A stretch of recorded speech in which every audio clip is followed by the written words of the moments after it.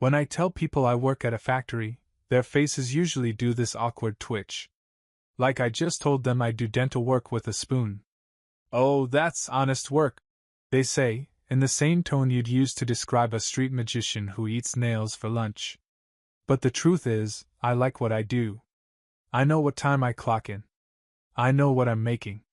I fix real problems with my hands, not just move decimal points in a spreadsheet, while pretending my coffee addiction is a personality trait. I stayed in town when my dad died. Turned down a full-ride scholarship to state because Mom was drowning in bills and Jason, our crown prince of cardiology, couldn't possibly delay med school to help out. I took a job at the local plant my dad worked at for 30 years. Same smell, same machines, same worn-down lockers with names carved into the paint like grave markers. My mom hated it. Hated me for choosing it. "This isn't what your father wanted," she'd say, every time she walked past me without looking. As if my existence was a smudge on her idea of what a family should be. I was supposed to become something, someone she could brag about at her church brunches. Instead, I was the one who fixed the roof, replaced the water heater, and quietly paid the rest of my little sister Nadia's senior trip because Mom forgot. I never complained. Not once. Because I figured, maybe this was the cost of being the steady one. The one who stayed. Then came Mother's Day. I had just finished a 10-hour shift and was microwaving leftover pasta like a true gourmet king when my phone pinged. "Family WhatsApp?" I opened it. The message was short. Sharp. Poison like a needle. "Happy Mother's Day dinner, Sunday at 6 p.m. I'm so proud of all my children who've worked hard and succeeded in life. You're what makes being a mom worth it. Growing heart bouquet." Then a list. Jason, doctor. Laura, software engineer. Nadia, marketing manager. That was it. No. Michael. No. Love you all. Just a digital slap. And right under that she added, "Some choices are too embarrassing to include. I no longer recognize anyone who chooses factory work over ambition. This dinner is for my successful children." I read it 5 times. Then again. Just to make sure I wasn't hallucinating from weld fume exposure. No one said a word. Not Jason. Not Laura. Not Nadia. Silence that screamed in all caps. "No." "What the hell, Mom?" "No. You forgot Michael." Not even a lazy emoji defense. Jason posted a thumbs up. Laura replied, "Can't wait."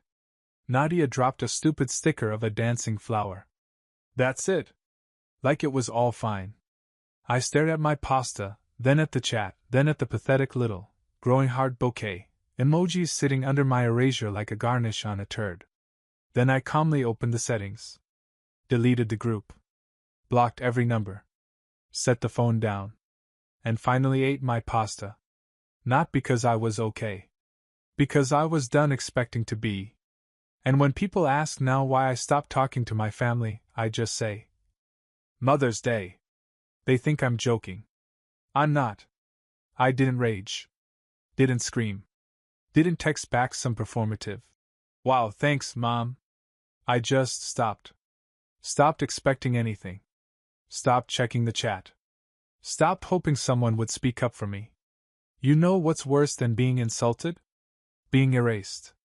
The day after the Mother's Day message, I woke up like usual at 5:45 a.m., threw on my grease-stained uniform, and went to work. The line manager cracked a joke about my hair sticking up like a pinecone, and I fake laughed like everything was fine. I even held the door open for Dave from shipping, who's been mad at me since I called dibs on the last jelly donut 2 months ago. Everything looked the same. Except everything wasn't. I went home that night and deleted every photo on my phone that had a trace of them. Family vacations. Graduation. Birthdays. Even that blurry picture where Jason tripped on the porch and took out a potted plant. Gone. Then came social media. I nuked it. Facebook? Dead. Instagram? Scrubbed. Group chats? Blocked. Snapchat? Who even uses that anymore? I even unfriended Aunt Carla, and she didn't do anything. But honestly, if you see someone being disowned like an expired carton of milk and don't say anything, you're part of it. Bye, Carla. The weirdest part was the silence. No text. No call. Not even a passive-aggressive Bible verse meme from Mom. I half expected Laura to send something condescending like, "We all process success differently," or Nadia to break the silence with one of her classic, "Mom didn't mean it like that," backpedals. But nope. Nothing. They were really going to let me disappear. And that's when it hit me. I didn't belong to them. I belonged to their narrative.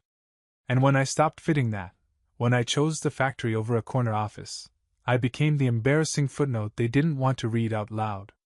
So I started unlearning the need to be chosen by people who couldn't even choose kindness.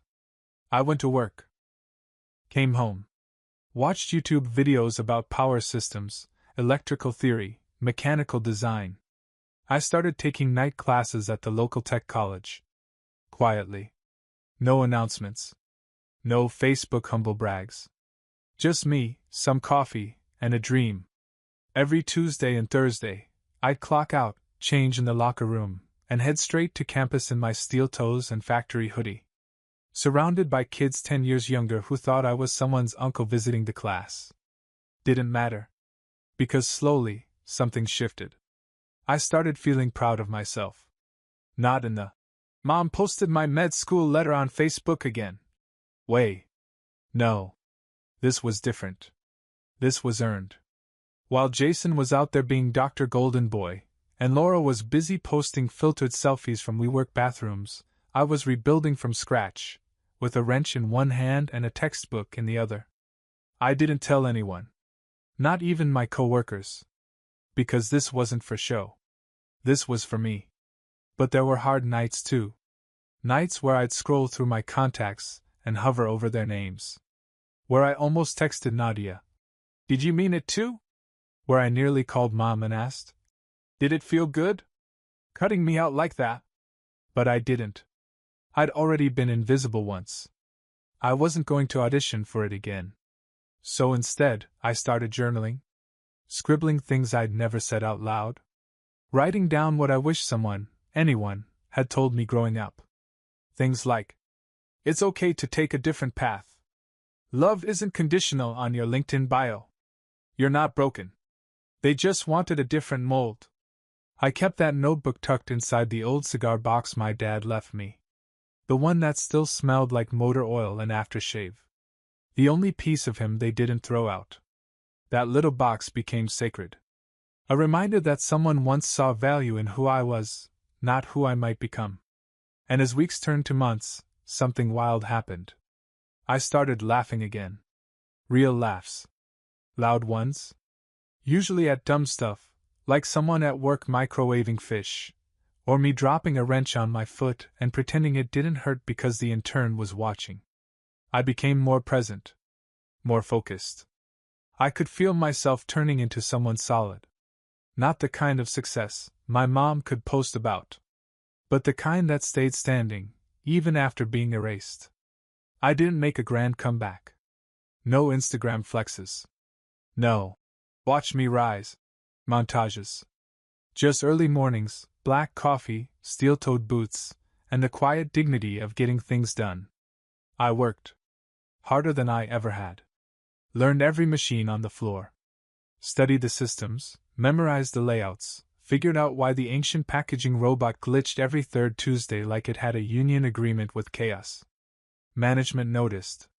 One day, my supervisor pulled me aside and said, "Hey, Mike. You ever thought about taking over a line?" I blinked. I'd been there for almost 5 years and never once heard those words. I shrugged. "Sure. What's the catch?" He laughed. "No catch. You've already been doing the work. Might as well pay you for it." 2 months later, I was off the floor and in a small glass office that overlooked the plant. The AC worked half the time. The chair squeaked. The desk had carvings from the early 2000s that said things like, "Fred rules," and "Life sucks." But it was mine. I stopped going to night classes because I'd finished the program. Got certified. Management and systems operations. It wasn't sexy, but it got me a 22% raise and a new badge that said lead. I still wore the same boots though. Just polished now. And I still told no one. As far as my family knew, I was still pressing buttons and wiping sweat off my brow. A nice little disappointment in overalls. Let them think that. That's when I met her. It wasn't some rom-com moment. No sparks flying over spilled coffee. No accidental hand touch over a conveyor belt. Her name was Rachel, and she worked in inventory. She was smart, sharp, and had a zero-tolerance policy for warehouse nonsense. First thing she ever said to me was, "If you're going to take over line 3, fix the barcode scanner. I'm not logging another 37 duplicates because some intern kicked the stand loose again." I stared at her for a beat. Then grinned. "Hi. I'm Mike." She didn't smile back. "Fix the scanner, Mike." I fell in love a little right then and there. Rachel wasn't flashy. No fake voice. No factory flirt. She brought her own damn lunch in Tupperware, called out sexism like she was paid for it, and knew how to recalibrate a sensor faster than half the guys in maintenance. We started slow. Coffee. Then lunch. Then driving home together since we lived in the same general direction. Then, one night, it was raining like God was mad at us, and I offered to drive her all the way home. She looked at me, blinked, and said, "You want to come in? I have leftover chili and a couch that doesn't bite." That was it. That's how it started. No drama. No games. Just two people who understood long hours, aching feet, and the simple joy of good food and silence. After a few months, we moved in together. I didn't tell anyone. Rachel asked once, "Do your folks know about us?" I laughed. Not because it was funny. Because it was ridiculous. "They don't even know I still exist." She nodded. "You okay with that?" "More than okay," I said. "I've never been more peaceful in my life." We got married at the courthouse on a Tuesday. No big white dress. No ring bearer with a name like Bentley. Just her, me, and a bottle of decent red wine in the car for after. She kept her last name. I kept my peace. 6 months later, she was pregnant. She cried when she told me. Said she was scared. Said she didn't want to raise a kid in silence, in emotional starvation like we both grew up with. I held her hand and said, "This kid's gonna know they're loved before they know their own name." She nodded. Smiled. Then asked, "Do you want to tell your family?" I didn't hesitate. No. Because people who can erase you once will try it again the moment you stop entertaining their version of you. And I had no intention of performing for them again. Let them think I'm still in overalls, fixing busted machines and begging for validation. Meanwhile, I'm building a life they'll never be invited to. By the time Rachel was 6 months pregnant, I'd been promoted twice. The factory had undergone a total modernization overhaul. New systems, new tracking software, new blood in the management pool. I didn't just survive it. I ran it. The same guy they once called Blue Collar Mike was now the one reviewing their budgets. They gave me a new title, Senior Plant Director. Nice office. 2 windows. A chair that didn't squeak. Paycheck with a comma in it. I still brought my lunch in the same dented thermos. Kept me grounded. I didn't post it. Didn't share it. Didn't change my profile picture to a suit and tie headshot with inspirational quotes. But the local business journal did a write-up. From factory floor to executive suite, the rise of Michael Gentry. My picture, standing in front of the revamped assembly line, hard hat tucked under my arm, ran on the front page of their Small-Town Movers and Shakers section. It didn't take long after that. First came the text. "Hey stranger! Saw you in the paper. Mom was so proud. We were just talking about how amazing you've turned out. 2 hearts. We should catch up soon, smiley face." It was from Laura. The same Laura who didn't say a damn thing when Mom cut me out of Mother's Day dinner like a bad ingredient. I didn't reply. 3 hours later, I got a call. Mom.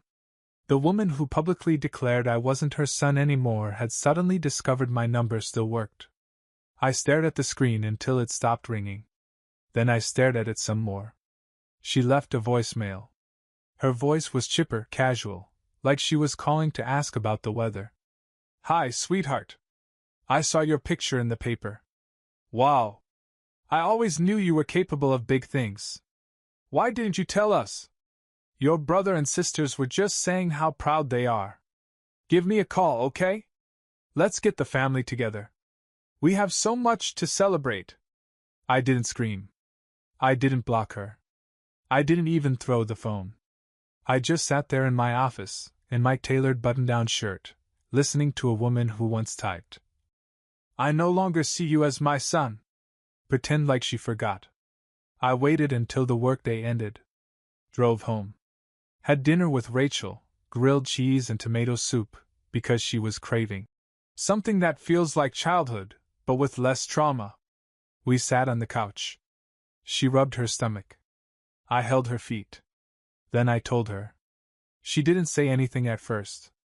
Then she looked at me and asked, Do you want to call her?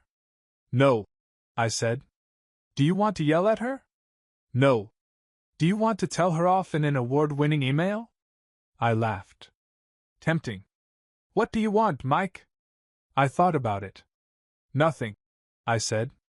That's the best part. For the first time in my life, I want absolutely nothing from her. We sat in silence for a moment. Then I got up, pulled out the envelope with the newspaper article, and slid it into our daughter's baby box. Right next to Rachel's first ultrasound photo and the tiny knitted hat from her sister. Not to brag. To remember. That when they all forgot me, I didn't disappear. I built. And I didn't need a dinner invitation to prove it. It started with a call from building security. I was reviewing a supplier contract, sipping stale breakroom coffee, when the front desk rang. Mr. Gentry? There's a woman here asking for you. She says she's your mother? At first, I thought maybe I'd misheard. Then I stood up, walked to the window, and looked down 6 floors at the main entrance. And there she was. My mother. Same perfect hair. Same beige purse clutched against her ribs like a holy book. She was wearing the exact kind of outfit you pick when you want to say, I'm just a sweet older woman visiting my successful son, not the person who deleted him from her life via text. She looked like she expected cameras. Applause. Maybe a violin swell. I didn't feel anger. Not even discomfort. Just this, calm, weightless clarity. Like my body knew there was no version of this ending where I opened that door and felt anything but worse. Does she have an appointment? I asked. The guard hesitated. She says she's family? I gave a short breath. She said I wasn't her son. So no, she isn't. Silence on the other end. Then a professional. Understood. Would you like us to remove her? Yes. Politely but firmly. And make a note, if she returns, she's not to be allowed inside. I hung up. Watched from the window as the security guard approached. He didn't touch her. Just pointed toward the parking lot, speaking slowly. My mother's posture didn't change. Arms folded. Head tilted just slightly, the same angle she used when I told her I wasn't going to college and she said, You're embarrassing me. She stood there for 20 minutes. Not pacing. Not making a scene. Just standing. Waiting. For what, I don't know. A change of heart? A wave from the window? Redemption? She didn't get it. I didn't move. At 6:12 p.m., after she was gone, I got a text from Nadia. She drove 2 hours to see you, Mike. You could have at least come down. She was crying outside your building. Oh, now they cry. I stared at my phone for a while. Then I replied. She erased me from the family for choosing factory work. You all let her. She's crying now because she can't rewrite the ending. Blocked her. Rachel got home just after 7 with takeout and sore feet. She kicked off her shoes, saw the look on my face, and asked, "Which one of them tried it?" "My mom. Showed up in person." Her eyebrows shot up. "Did you talk to her?" "Nope. Security walked her off the property." Rachel dropped the food on the counter. "Good." She didn't ask if I felt bad. She knew the answer. We ate on the couch, our daughter rolling in Rachel's belly like she was trying to kick her way into the conversation. After dinner, I pulled out my laptop and opened a folder I hadn't looked at in years. It was called Receipts. Inside was a single screenshot. The Mother's Day group chat message. "All my children are successful, except Michael. He chose to be a factory worker. I no longer see him as my son." I read it once, then closed the laptop. Rachel leaned over and asked, "Why do you keep that?" I shrugged. "Not out of bitterness. Just to remember what gaslighting can't erase." She nodded. "Smart." We went to bed. The next morning, a photo began circulating in our company's Slack chat. Someone had snapped a shot of a woman standing outside the building, arms folded, looking devastated. Caption: "That's someone's mom? She's been standing here for like 20 minutes straight. Wild." I didn't comment. Didn't react. Just muted the thread and got back to work. Later that afternoon, I got an email. From an address I didn't recognize at first. The subject line just said, "You don't understand what it's like to be a mother." The name at the bottom? Karen Gentry. Of course. 3 days after she stood outside my building, the letter came. Not an email. Not a text. A physical letter. Handwritten. On floral stationery like this was 1994, and she was writing to Dear Abby. It was addressed to Michael Gentry and family, which already pissed me off. It had been slid through our front door. No stamp. No envelope. Just folded paper with a name written in a handwriting I hadn't seen since birthday cards in middle school. Rachel found it first. She was putting groceries away, our toddler-sized stroller parked in the hallway, when she saw it lying on the mat. I came out of the bathroom and found her standing there, holding it like it might detonate. Her face was pale. She just said, "It's from her." I took it gently. Read the first line. "Michael, I don't know what you've told your wife about me, but I want her to know I always prayed for your happiness, even when I didn't understand your choices." Ah. So we're opening with passive aggression. Bold move. I skimmed the rest. It wasn't an apology. It was a manipulation. There were phrases like, "I only said what I did out of fear. You've always been different, sensitive, stubborn. I'm sorry if you felt unloved." If. That magical little word people use when they want to express regret without taking accountability. Then came the closer. "I don't want to die without meeting my granddaughter. Please don't keep her from me. We're still family." Rachel watched me finish reading, arms crossed. "Well?" I folded the letter. "You were right." "About what?" "She's not just toxic. She's radioactive." Rachel sat down on the couch, breathing slowly. "She came to our house, Mike." "I know." "She found where we live." "I know." "She wants to see our daughter." I looked at her for a long moment. Then picked up my phone and dialed. It rang twice. She answered on the third. Her voice was soft. Practiced. "Michael? Don't come to my home again," I said. "Don't leave letters. Don't send emails. Don't involve my wife or daughter. You had your chance. Michael, please. You don't get to talk about family now. You said I wasn't your son. You made that choice." I was upset. So was I. And I still showed up. Paid the bills. Helped with the house. Took care of things none of your successful children would touch. Silence. She tried again. "I miss you. I regret what I said." "No, you regret that I didn't stay small. That I didn't stay quiet. That I didn't stay desperate enough to still want your approval." A pause. Then the moment I'd waited for. she whispered. Can I meet my granddaughter? Just once? I didn't yell. Didn't shake. I just delivered the sentence that had lived rent-free in my chest for years. I no longer see you as family, she gasped. A sharp little intake of breath like I'd punched her through the phone. I hung up before she could cry. Blocked the number. Deleted the voicemail she left 2 minutes later without listening to it. Rachel walked over and wrapped her arms around me. She didn't say, I'm proud of you. She didn't need to. Because this wasn't about triumph. It was about peace. And I wasn't going to trade mine for a woman who only remembered I existed when I became someone she could boast about to her book club.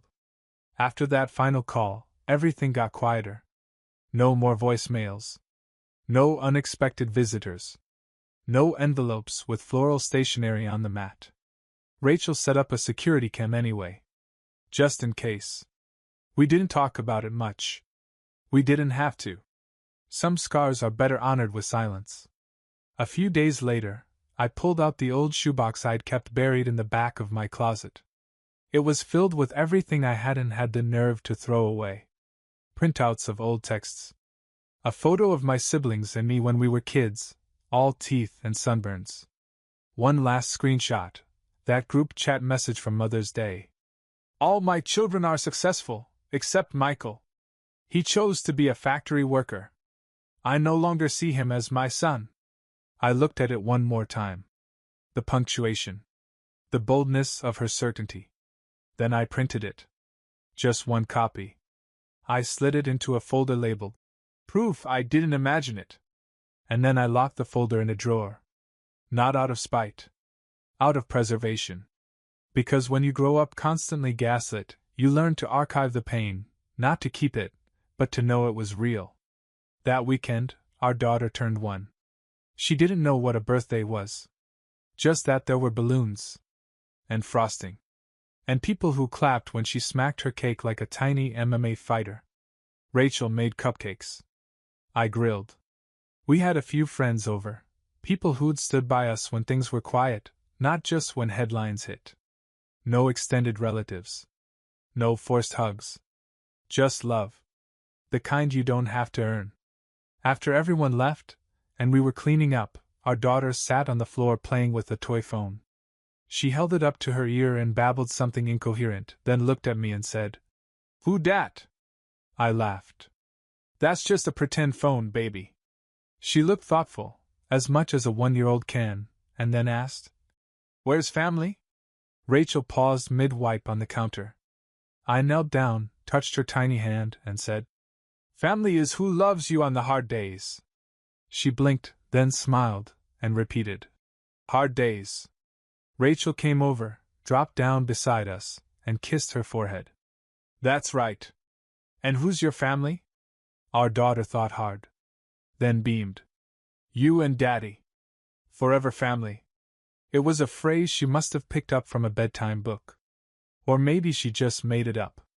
Didn't matter. Because that was it.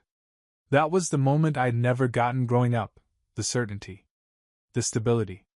The unshakable sense that you are wanted, not just when you're winning, but when you're tired. Or messy. Or imperfect. I didn't need a press release to announce I'd moved on. I didn't need a final confrontation. I just needed that moment. In our living room. With frosting on the carpet and a toddler on my lap. That night, after she went to sleep, Rachel found me standing in the doorway of her nursery, arms crossed, staring at the tiny crib filled with stuffed animals. You okay? She asked. I nodded. Just remembering. Good memories or bad? Neither, I said. Just noticing the difference. She stepped beside me. Rested her head on my shoulder. You did it, you know, she said softly. You broke the pattern. And for the first time in my life, I believed it. 6 weeks after the birthday party, I got one last email. No subject line.